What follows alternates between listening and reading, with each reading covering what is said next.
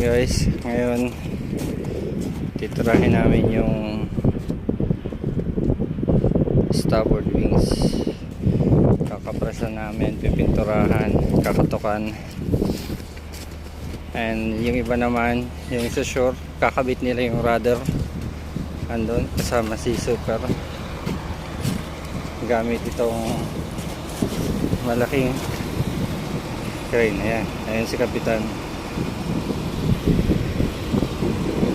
Ayan. Kakabit nila yung rudder.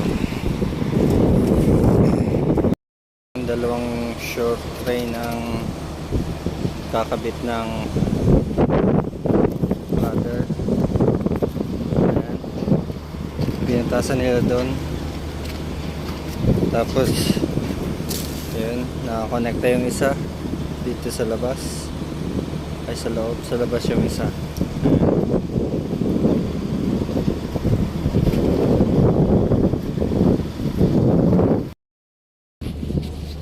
Yung isang kasama ko naman nakakatok dito sa wings. Julius Lawrence. Ayun, nandito ngayon si Kabayan. Mga inaanak! Merry Christmas! Ayan, napakataas niyan. Pag nahulog ka dyan, diretso na ligo.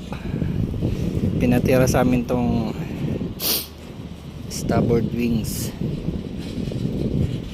Ayan, medyo basa kaya pinunasan ng thinner para mabilis matuyo.